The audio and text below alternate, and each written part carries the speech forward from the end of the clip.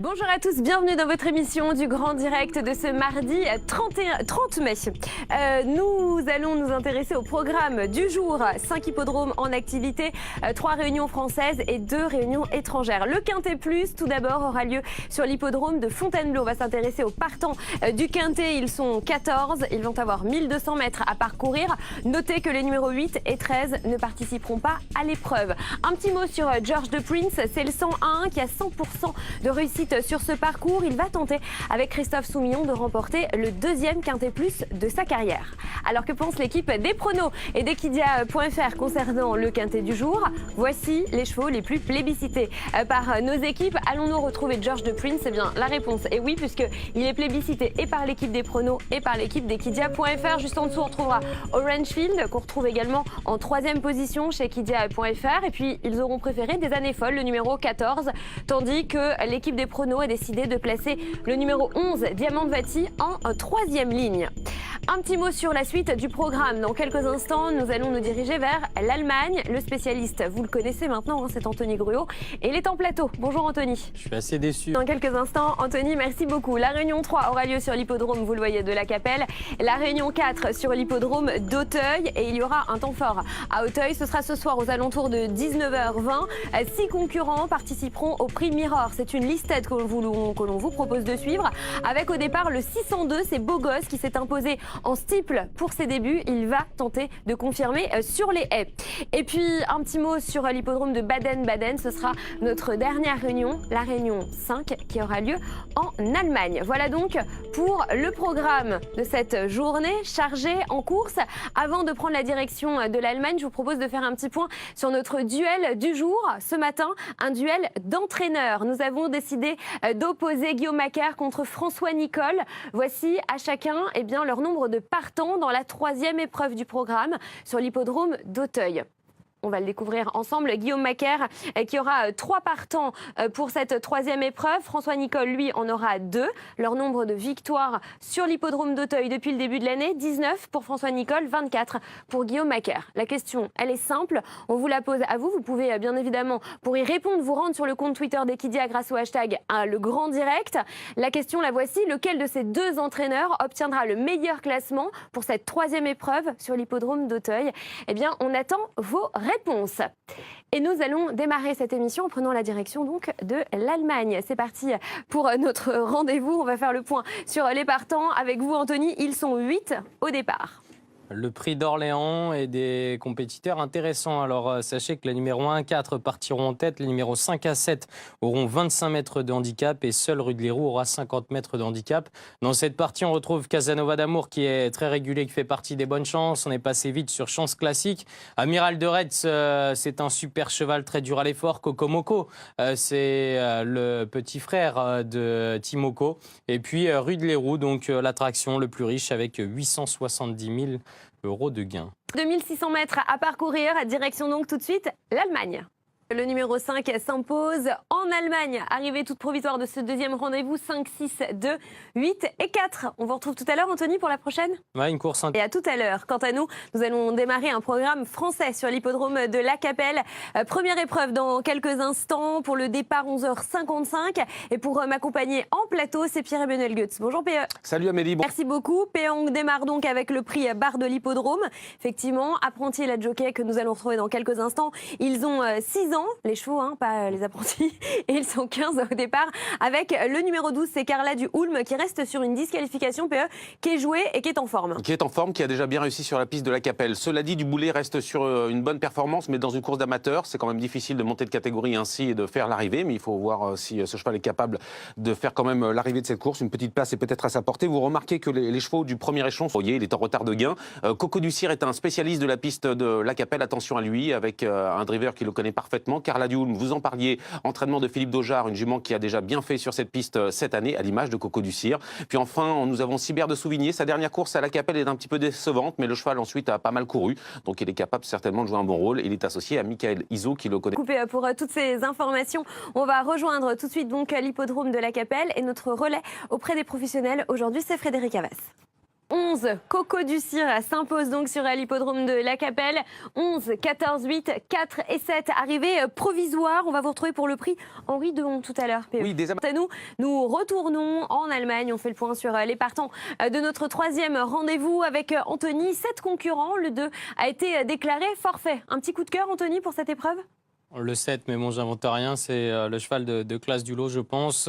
Face à lui, numéro 4, Localero, qui est capable du meilleur comme du pire, mais qui a une chance s'il reste sage. Le numéro 5, Velten Gold Fever, fait partie des chances pour les petites places, mais il faudra qu'il bénéficie de la défaillance de quelques favoris. Attention, en bas de tableau, numéro 8, Velten Bellrock, qui reste sur de bonnes tentatives à Dinslaken. Très parti, on prend tout de suite la direction de l'Allemagne. Merci beaucoup Anthony, arrivée provisoire donc sur notre hippodrome en Allemagne, le 7 qui s'impose suivi du 8, de l'As et du 5. On vous donne rendez-vous tout à l'heure pour la 4e et quant à nous, nous allons repartir sur l'hippodrome de la Capelle. Avant de faire le point sur les partants de la 2e, je vous propose d'écouter Mickaël Brideau qui s'est imposé tout à l'heure avec Coco du Cire. On l'écoute.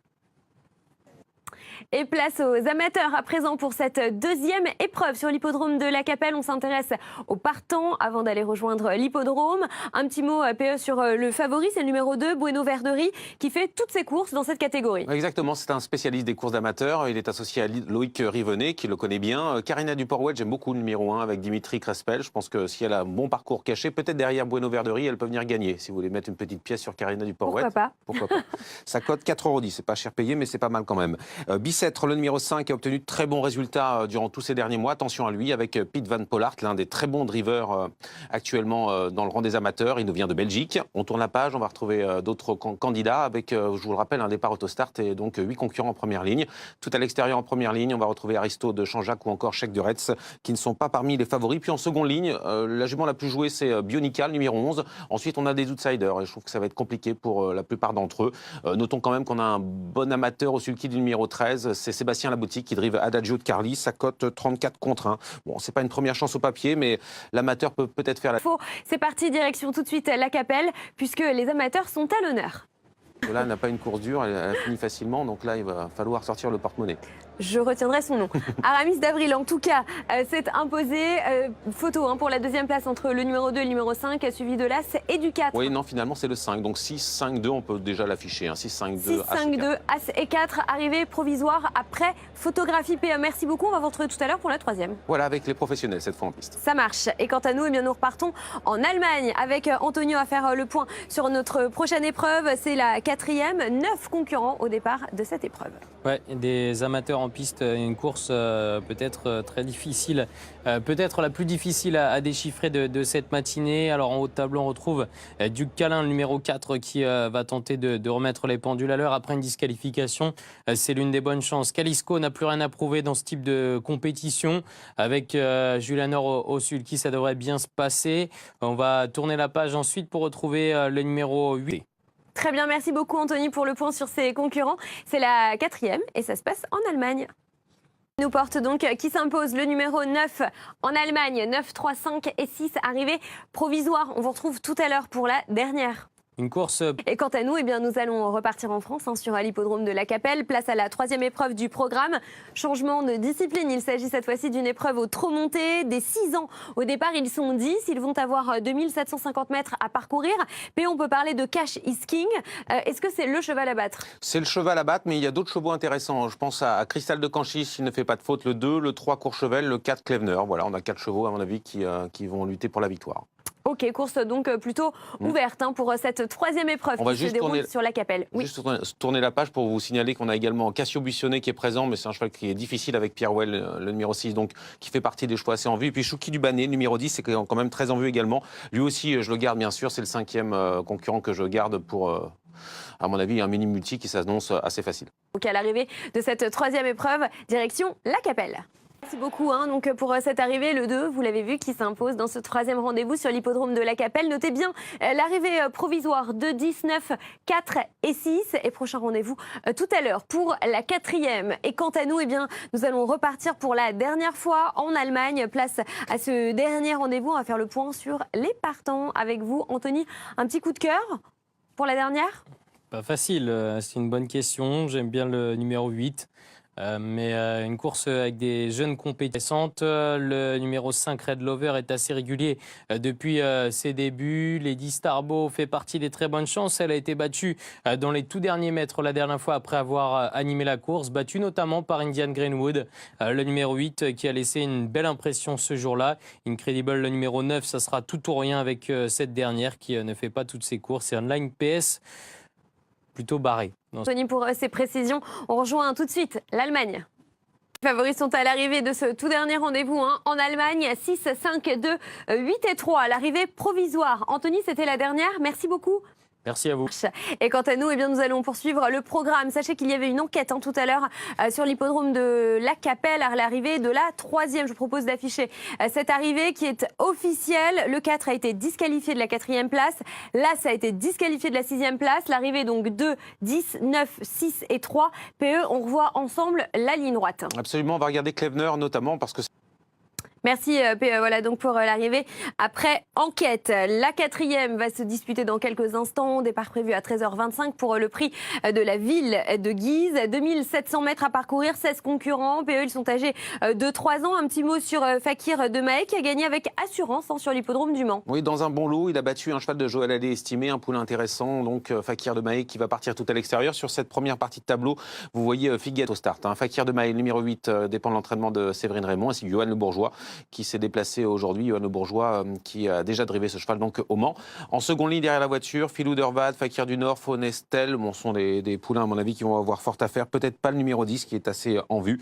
Et puis parmi les plus gros numéros, vous notez une cote de 27 contre 1 pour le numéro 15, Fakir de Gèvres, associé à un habitué des lieux, Bernard Piton. On a fait le point sur les partants de ce prochain rendez-vous sur l'hippodrome de La Capelle. Je vous propose de rejoindre l'hippodrome. Et juste avant d'assister à la course, eh bien voici la séquence des hits. De Maël, le numéro 8, s'impose donc sur l'hippodrome de La Capelle pour cette 4e épreuve avec une photographie.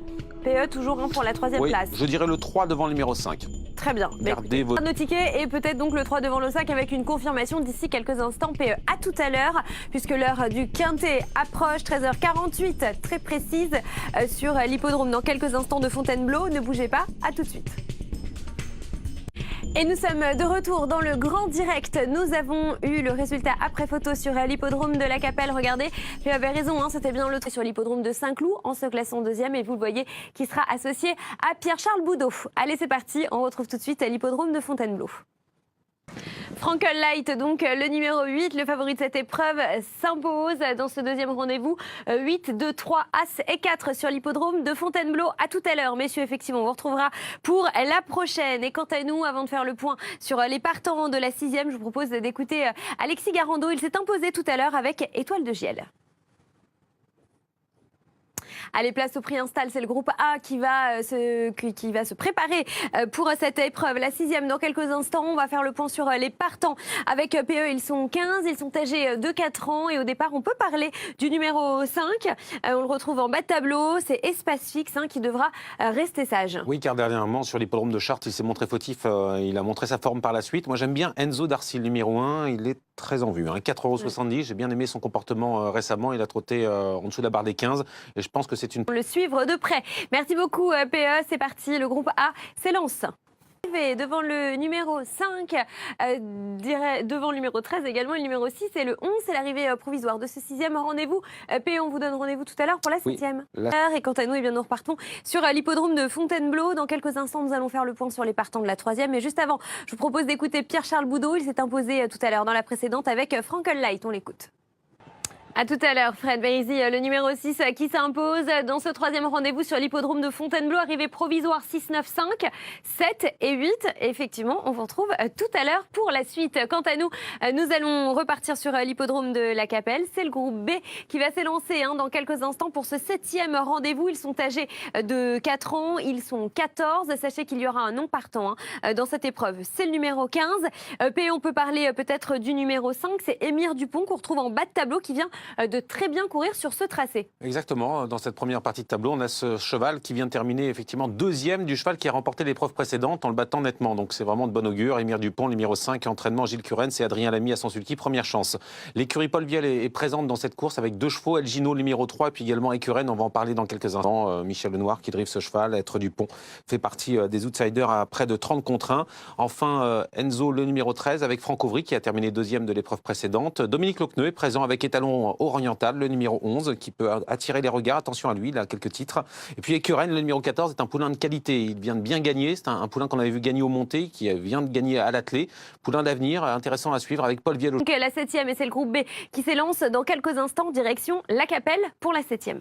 Et on retient son nom, effectivement, et Émir Dupont, lui, s'impose, le numéro 5 dans ce 7e rendez-vous sur l'hippodrome de La Capelle. 5, 14, 13, 9 et 8. On vous retrouve tout à l'heure pour l'avant-dernière épreuve. Une course Vous, PE, et nous, on repart sur l'hippodrome de Fontainebleau juste avant de faire un point sur la prochaine. Je vous propose d'écouter Alessandro Botti, l'entraîneur vainqueur de Mérésie qui s'est imposé tout à l'heure.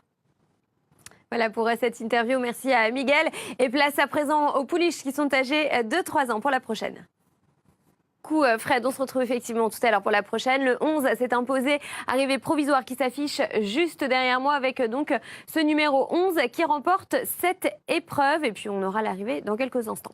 Ce que je vous propose en attendant, c'est de repartir sur l'hippodrome de La Capelle. Avant de faire le point avec PE sur les partants de la 8e, on va écouter Adrien Lamy qui s'est imposé tout à l'heure avec Émir Dupont. Voilà, donc pour cette interview, ça marche. On va pouvoir réafficher l'arrivée sur l'hippodrome de Fontainebleau d'il y a quelques instants. Et donc le 11 vainqueur, suivi du 2, du 8, du 3 et du 10. C'est l'arrivée provisoire. On s'intéresse donc avec PE à présent au partant de ce 8e rendez-vous. C'est le prix Jules Bailly qui va, où il y a 15 concurrents qui sont âgés de 5 ans. Avec un non partant, c'est le numéro 16, 2700 mètres PE à parcourir avec Dynastie Gramont. C'est le numéro 3. Est-ce que c'est la jument à battre? Je pense, oui, mais il faut qu'elle parte au trot. C'est une jument un peu compliquée. Elle vient de faire belle impression sur l'hippodrome de Cherbourg. Elle affronte quand même un lot qui tient la route. On a Destar, numéro 1, qui reste sur 2 victoires. Un cheval de qualité associé à Dominique Lochneux. Méfiance, position intéressante derrière la voiture. On va retrouver également sur cette partie de tableau d'Almir Entier et Hongre. Il y a un cheval Hongre notamment qui est Docteur de Muse, le numéro 7. On retrouve également sur cette partie de tableau Daguet Normand, le numéro 11. Attention à lui, c'est un cheval qui a des moyens. Il faut qu'il soit bien souple dans ses allures. Ça peut être une bonne possibilité. Et puis parmi les plus gros numéros, je trouve que c'est difficile. Dernier Duc, je pense que c'est mission impossible d'être à l'arrivée. Jenna de Naples avec l'aide de Franck Auvry ou Pierre Vercruis avec Diane Dunoyer. Mais avant le coup, je pense qu'en Donc cette 8e épreuve que l'on vous propose de suivre à présent sur l'hippodrome de La Capelle. Qui s'impose dans ce 8e rendez-vous, l'avant-dernier, 11, 13, 7, 5 et 14. PE, je vous donne rendez-vous tout à l'heure pour la dernière. Oui, ce sera la plus belle. Et quant à nous, eh bien, nous repartons sur l'hippodrome de Fontainebleau, place aux inédits. Boisset donc s'impose sur l'hippodrome de Fontainebleau, le numéro 3 suivi du 8, du 4, du 10 et de l'As. Et on retrouvera les galopeurs tout à l'heure pour la prochaine. Quant à nous, eh bien, nous allons repartir sur l'hippodrome de La Capelle pour la dernière épreuve du programme. C'est la plus belle. Sportivement parlant, on va faire le point sur ces concurrents qui vont y participer. Ils sont 16. PE, on peut parler du numéro 15. On va y revenir tout à l'heure puisqu'il est en bas de tableau de Angel d'Or qui est invaincu sur le parcours. Oui, qui est un cheval qui est en pleine forme. Il vient de courir sur l'hippodrome de Laval. Il a terminé deuxième. Au premier échelon, vous retrouvez Bertrand Le Belair avec Avatar Vet qui vient de renouer avec les bonnes tentatives. Boldikova est bien placé en tête, mais il va falloir résister aux chevaux qui rendent la distance. Boldikova qui a obtenu une bonne place récemment à Graigne. On tourne la page pour retrouver d'autres. On tourne la page pour les meilleures chances avec Balzac de Souvigné déféré des 4 pieds. Ça n'a pas été le cas depuis un petit moment. Johan Le Bourgeois drive le numéro 13, Brindor, qui a une première chance également. Gel d'Or, donc vous le disiez avec François Lecanu, première chance. Et Veste des Voirons et le plus riche avec Alain Laurent. Direction tout de suite l'hippodrome de La Capelle pour cette belle épreuve. Et on va regarder ensemble, juste avant le départ, la séquence des hits. Provisoire donc sur l'hippodrome de La Capelle avec des photographies à l'arrivée, le résultat après photo bien sûr dans quelques instants. PE, merci beaucoup. À bientôt Amélie. On vous retrouve Lydia et quant à nous, nous repartons sur l'hippodrome de Fontainebleau. On va faire le point sur les partants de la 6e épreuve, le prix des érables. C'est une épreuve à réclamer qui nous attend. 1800 mètres à parcourir, ils sont 7. Au départ, ils sont âgés de 4 ans et sachez comme vous le voyez que le numéro 3 a été déclaré non partant. Silver Casina est joué en haut de tableau, il est en grande forme. Attention également au numéro 6 dans la deuxième partie de tableau Champagne Pink qui débute en France. Et puis on se méfiera également de What a Love, le numéro 7 qui affronte un lot dans ses cordes et associé à Michael Barzalona. Voilà donc pour les partants de ce 6e rendez-vous. Je vous propose bien de rejoindre l'hippodrome de Fontainebleau. Et juste après, vous aurez le plaisir de retrouver Sébastien Després pour la deuxième partie du Grand Direct.